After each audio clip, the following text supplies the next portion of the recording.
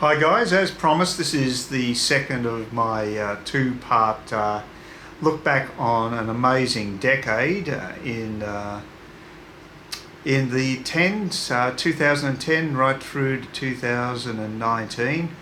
A lot has changed, advances in technologies that are going to lead to the next decade coming through with some amazing outcomes. The groundwork has been laid in this decade, and I think future generations will find that the next decade is when parameters change quite radically.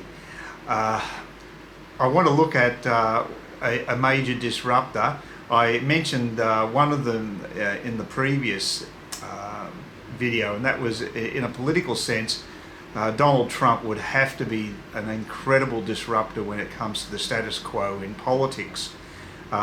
He's basically turned Washington politics on its head, and America is so influential on a world stage that they deserve the focus. That's had a huge effect, for instance, on China, whereas he's taken them on the trade basis. And he's told Europeans that they're going to have to look after their own defence budget. He's really asserted the American sovereignty after the Obama period, where he wanted to be friends with everybody and basically hand over a lot of the leadership that America used to have on a global level to other countries. And I think it actually was to the detriment of America. Now we're seeing a totally different movement with Trump in control, and with England leaving the EU, and him having a decent relationship with Morrison in Australia, that we're going to be looking at traditional trade links between those three countries being reinforced. I think it's going to be a great thing for England, America and Australia, and boy, do we need all the help we can get at the moment, because I think Australia's the weakest link at the moment there. I'm hoping things change, but in the era of technology, we are so far behind, maybe with the exception of the medical field. We do quite good medical research in this country.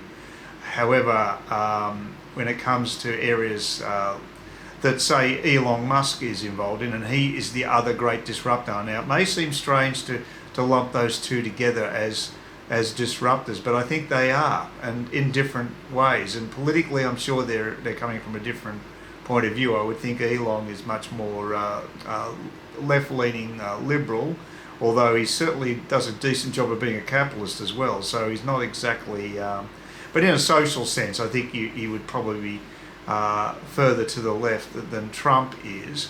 But he is an amazing person, and in spite of the fact that someone like Alan Jones on 2GB might think that he's a joke, which I find staggering.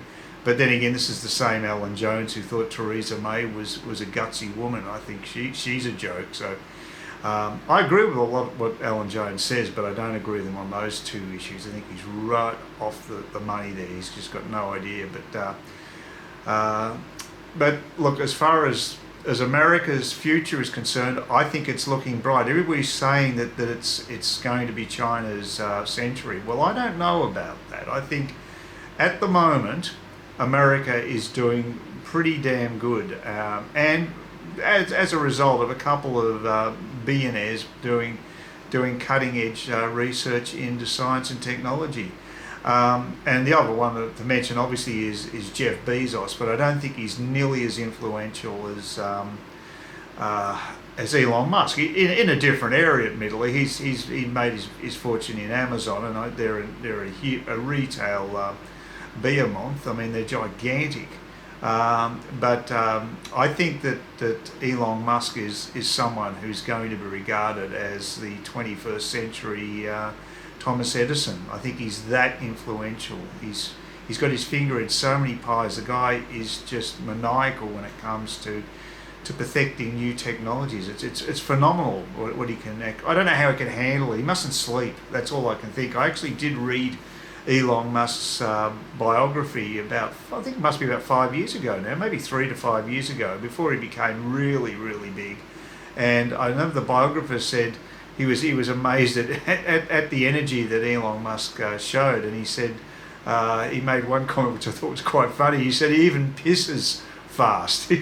So he's obviously spent a little bit of time in the urinal with him, and he actually made the observation that Elon doesn't even waste time urinating.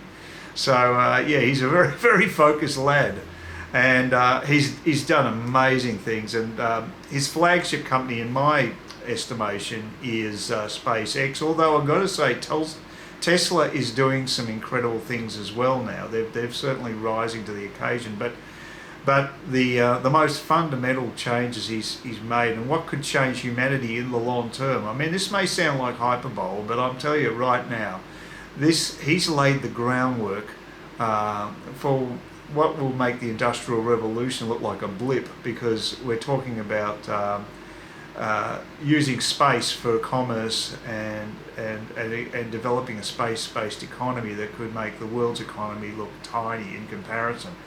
This will take some time, obviously, for this to develop, but I'm talking. This is the seeding of this, and why I'm saying this is because he's developing reusable rocketry, and so is Jeff Bezos. But Jeff Bezos is a snail in comparison to the pace that Elon Musk has set.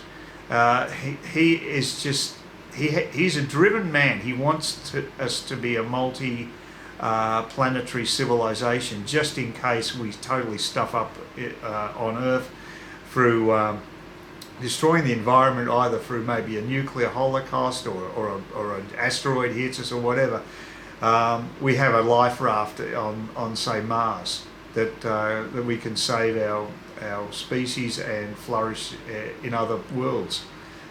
I mean, it sounds very sci-fi, but it's really not. It's the technology is being developed as we speak, and the next generation of rocketry that Elon Musk is working on is staggering in its scale and potential, because he is developing a Starship technology which will be 100% reusable. So it'll be the equivalent of jet liners that we have today.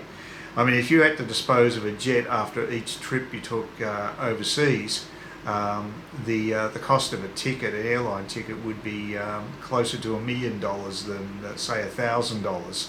So only the super rich would be able to fly, and there would be very few air routes happening in the world. The point is that the aircraft are used hundreds of times, probably thousands of times, before they're totally refurbished or scrapped. So he's developing rocketry that may not be reused to that extent, because obviously going into space, you're going to have stresses that you're not going to have to encounter with a jetliner, a jet plane these days. In other words, returning through the atmosphere and having the heat shield exposure and what have you.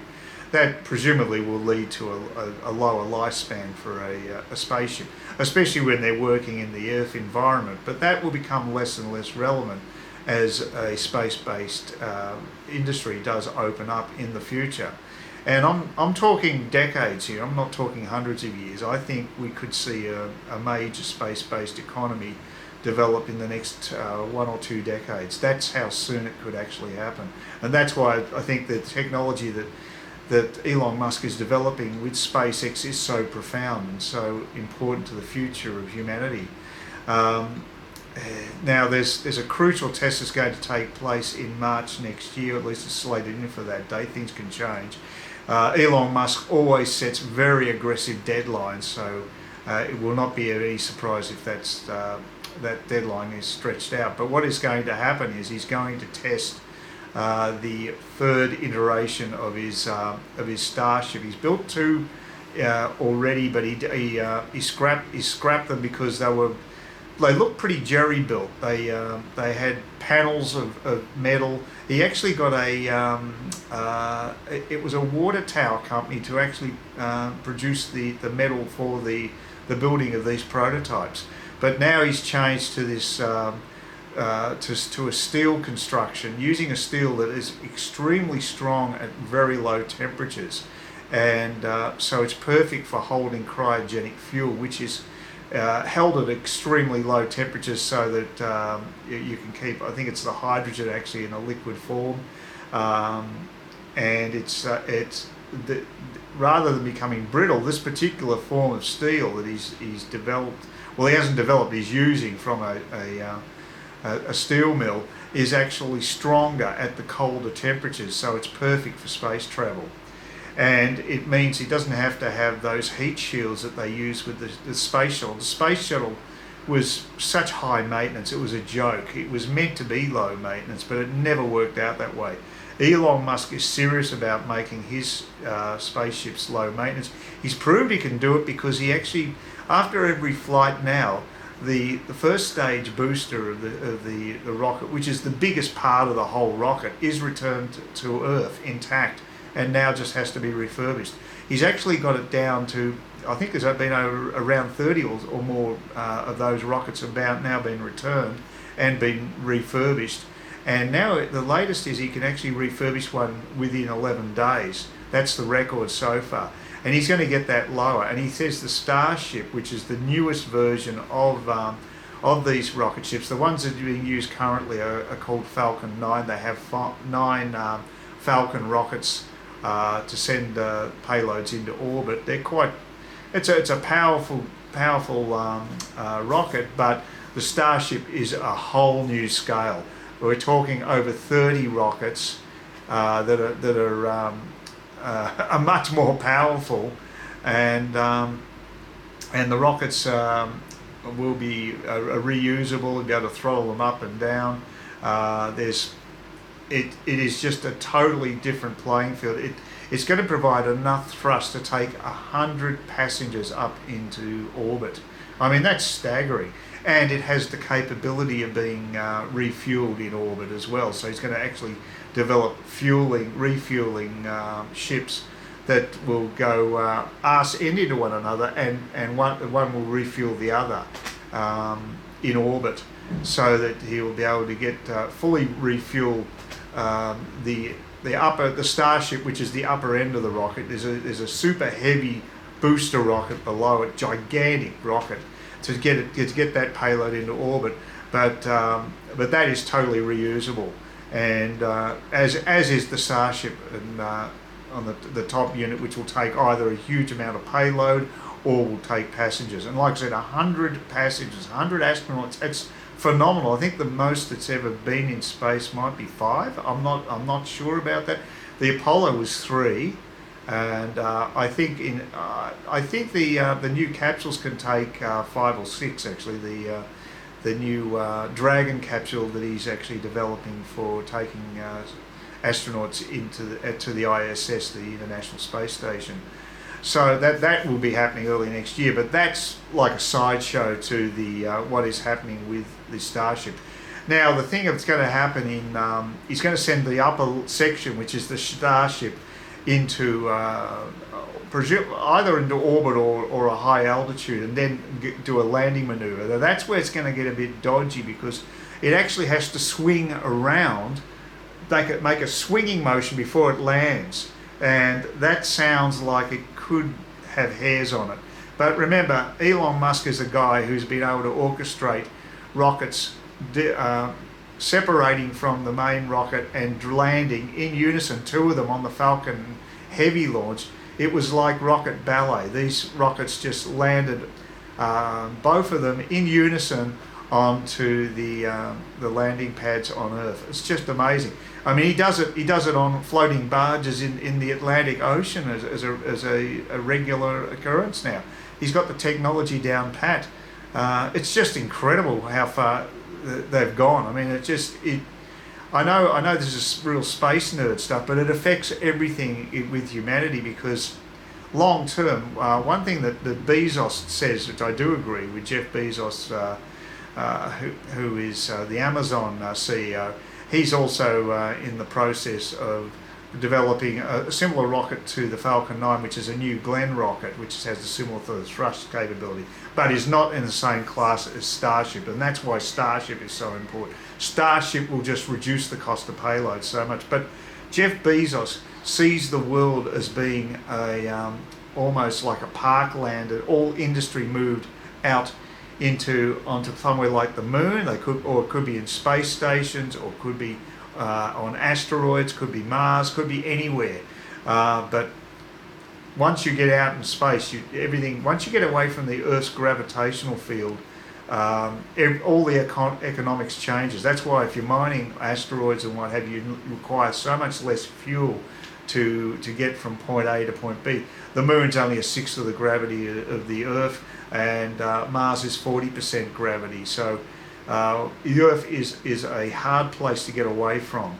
The other thing that can happen, and this hasn't been talked about, is the use of nuclear rockets out in space. Obviously, you don't want to use nuclear rockets taking off from Earth, because if there's a problem, the last thing we want is radiation in the atmosphere. But to use it in outer space, I don't see that that's a problem. As long as they're obviously shielded from astronauts, if you've got them in the front of a spaceship. If it's cargo, of course, it's not as crucial. But it is definitely well, this is the thing. If you have a nuclear rocket and you want to go to Mars, you want to reduce the irony is that by using nuclear, you actually reduce the amount of radiation that the astronauts are exposed to, because the trip is so much faster. You can get to Mars in, say, a couple of months as opposed to 8 months we're using conventional rocketry. So in spite of the fact that Musk's new rocket engines are incredibly powerful, they're still chemical rockets, and they are not as they don't burn for as long as what they call the specific impulse, which means the length of time the actual rocket can burn for is much shorter than say a nuclear rocket. The other thing that could happen if we ever get fusion power working, which has supposedly been around the corner for the last 50 years, but no one's been able to crack it yet. They are making progress, but it's taking a lot longer than they hoped. If you have fusion power, you could use it to actually generate electricity to run an ion drive. And the beauty of an ion drive is it sends really high charged particles out the back of a spaceship at an incredible speed. The thrust isn't so good, but compared to, say, a chemical rocket, but you can run it forever. You can do it virtually forever. You can just have continual thrust. So you may start off slowly, but you'll just keep building up and up and up in speed, and eventually you could, in theory, get close to the speed of light. Although there are constraints on that, of course, because you get that close, then you have infinite mass and whatever. There's a lot of complications, but you can certainly go a lot faster than what we've been doing. But the point is, once you get outside the Earth's atmosphere, a lot of the major constraints of space travel are taken away, because you can use a lot less fuel to get around from point A to point B. You can have pretty well free energy through solar cells. You don't have clouds stopping the sun. If you're in around where the moon is, you go to Mars, you won't get as much light because it's much further from the sun. But if you're around the moon or traveling to nearby asteroids or whatever, solar power comes into its own. You can certainly use it on a moon base, for instance. And you can use it on Mars. It's still effective, but not as effective as on Earth, obviously, because the sun just isn't as strong. Unless you had it out in space and you were able to relay the power from an orbiting platform, maybe. There's lots of options there. Well, by then, presumably, we'll finally have cracked fusion anyway, so that fusion power is a clean form of nuclear energy, and that will be... the whole point is that once we're out in space, once we get a way of getting to out of the Earth orbit at a much reduced cost, and that's the way to do it. Is Musk's vision of this Starship is definitely the way to achieve that. Once we do that, then the ballpark changes. The potential of what you can do is just amazing, but we're not there yet. Next year will be the crunch year. That's why March is so important. It may take longer than what he's planning, but if things all go well, he could have an operating Starship the year after next. I mean, it's just no, I don't think anybody else could do it, but Musk could. He's amazing. So There are other companies also that will be able to benefit from this. There's Bigelow Space, who build expandable habitats that go into space. They're about a third the size that they are when they're actually expanded. But when they expand to space, they're quite large modules that people can live in, and they've been tested on the ISS. I think it's been for over a year, and they've found that the structural integrity of these things is incredibly good. It's actually a soft fabric on the outside that can take, like Kevlar. It's at that type of fabric, and it can take meteorites, micrometeorite hits quite well because the energy is dispersed because it gives.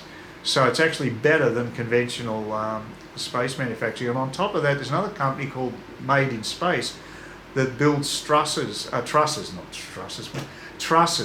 that can be used to build gigantic structures in space. And they're also developing robots to actually produce these in space. And of course, you're in zero grav, so the option, the building in space, there's a lot of advantages when you're in a zero gravity environment.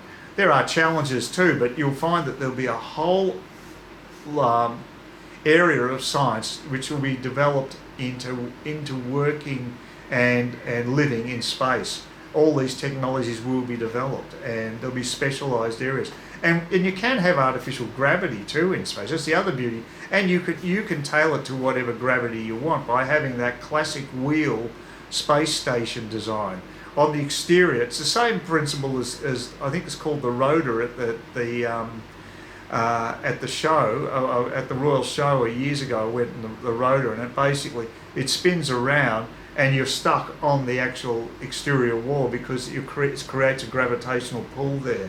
And if a one in space is large enough, you don't feel nauseous or whatever, because that can be a problem if it's too small a wheel. But if it's a very large wheel and you've got the right rotational speed, it can feel fairly natural form of gravity that can be adjusted. So it gives you a lot of flexibility. And you could have gigantic habitats in space, world type habitats that are like a little rim world type thing. Well, that is a novel called Rim World. But these are these would be like space habitats that have pretty well free energy because you've got the sun out there, and the cost of energy is going to be virtually nothing. We won't have atmosphere to worry about. And so the other thing that Musk is doing too is he's quite practical. He's a great cost cutter. I love him for that. And the other thing he's going to do is he's going to set up the Starlink internet network, which is a network of eventually 40,000 satellites in low Earth orbit, which will provide internet coverage across the whole world. Anywhere in the world you'll get a broadband internet, and he sees that as a huge potential to make squillions for SpaceX. So that'll be his first space-based income stream, and he's already sent out about 120 or 180, about in 60 unit lots. He's actually deployed at least 120 of these satellites already. So he's just on. But if he gets Starship built, he'll be able to send a massive amount of them out because the payload area in the Starship is so much greater than a Falcon 9. It's just not funny. So amazing. He's got the business model worked out. And I haven't even talked about Tesla. I mean, I don't know how. Like I said, I don't know how this guy gets. He obviously gets some great people to work for. He's doing so many exciting things. The other thing is Tesla with the battery car technology they're coming out with. They're way ahead of the competition. All the traditional automakers can't keep up with Tesla. He must be about 5 years ahead of them technology-wise, and on top of that, he's just acquired a company called Maxwell Batteries, which has got some cutting-edge battery technology. You can expect the range of EVs to increase quite substantially in the next 12 to 24 months. Tesla stock has already gone up quite a bit because people can now see that they're moving into a number of areas. They're going to have a cyber truck, which looks like it's a real winner. They've got semi-trailers coming online. They're going to have a whole range of vehicles. It's going from strength to strength. and their battery technology is far superior to any of the legacy car makers that just don't seem to have the range that Tesla can squeeze out of their batteries, and it's only going to get better. And of course, once the batteries get to a certain level of density with energy, then they'll make electric planes viable, initially on short routes, but eventually, who knows, it could be all the planes could eventually be using electricity. I mean, that's how fundamental these changes are. By the end of the next decade, I wouldn't want to predict what's going to happen. All I would say is that I'll be very surprised if electric vehicles aren't dominating the roads, and that you'll be seeing aircraft on at least short routes in the sky. And and as I say, we'll probably be you'll be seeing the fruits of the first space-based industries. We'll be getting some products that are being sent back from space. It'll be the beginning of the space industry, but it's just the beginning. It is going to be huge, and there will be people who will choose to actually live out in space and work out in space. And once the infrastructure's there, it'll become a desirable place to be. So very exciting times. So I'm a great optimist, and I can see that the potential is there. Oh, the other thing I didn't mention about Tesla, one of the biggest things that they're developing is the self-driving technology. Now, Google's doing the same thing with Waymo, which is using a different system, a more expensive LiDAR, I think it's called LiDAR, I'll put it up on screen anyway, system, which is a sort of a radar system, an imaging system. They use actually they used it actually to check out where Angkor Wat was, what the extent of that particular ancient temple structure was. They use LiDAR, so it's very good for checking the local surrounds, but you have to have everything mapped out for it. Whereas Tesla is taking a different approach. They're using AI. They're building up an incredible database from their users, and Tesla are selling more and more vehicles because they've got the Model 3 out, which is the cheapest vehicle that they've got on the market. So this is their real mass seller, which may even be outstripped by the Model Y, which is a hatchback, which is coming out fairly soon after. The point of this is they're selling more electric vehicles than anybody else in the States, and they're building up a huge database for their AI to learn from all road conditions, and they're continually updating what their auto driving technology can cope with, what sort of conditions they can cope with. Like, for instance, they can't do roundabouts yet. They haven't been able to work out how to get a car around roundabout. They can change lanes on highways. The latest update has actually now recognises stop signs and rubbish bins for some reason. They've got also witches' hats.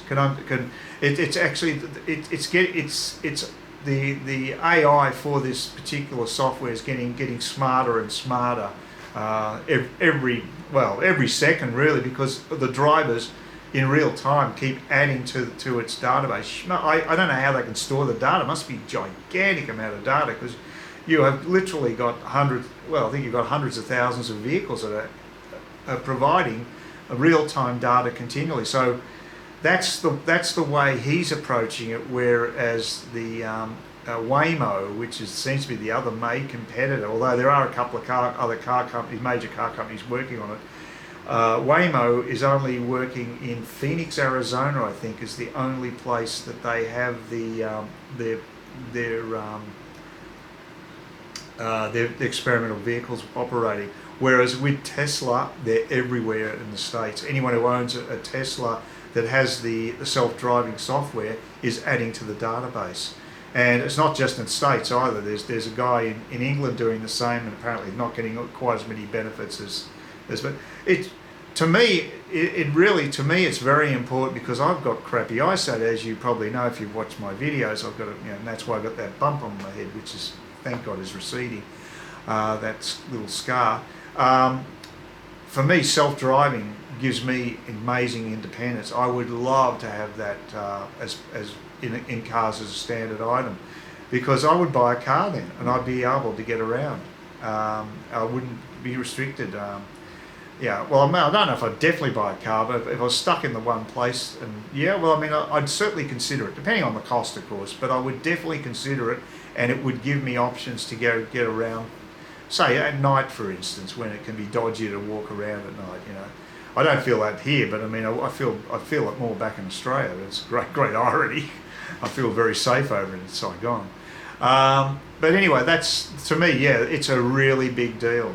So, you know, this, like I say, an amazing decade. I was going to talk about, look, I'll just do a shout out for film and TV. I've got to say, there's been a lot of really crappy films made recently, but I've got to say this year was fantastic because Joker was released, and what a film that is. Unbelievable.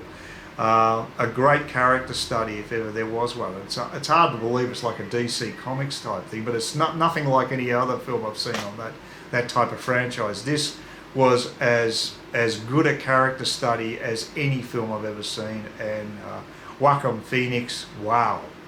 Yeah, he's got to get an Academy Award for that performance. It is just a superb film. And in TV, you know, there's Get Shorty as well. I love that show, and there's a lot of fantastic shows on cable. So we're in a golden era of entertainment as well. So there's a lot to look forward to in the next decade, I think. And I think that that the globalist move is on the wane, and that nationalism is rising again. I'm all for globalism when it comes to trade. I think it has increased the standard of living, especially in poor countries. It's reduced a lot of poverty, and that's a great thing. But I believe that we have to retain our cultures and nurture them, and so we have to have control of our borders. And I don't like the idea of having centralised bureaucracies like the EU running a number of countries. It doesn't work in that framework. I think it's a terrible thing, and I think that England will go from strength to strength once they get out of they escape the claws of the EU, and then you'll see the EU disintegrate. Anyway, that's I'm very optimistic about the next decade. I hope we reach our potential, but I think. Yeah, I'm pretty happy. I'm just happy to have lasted this long. As a guy in my age frame, it's all bonus for me, so I don't take anything for granted.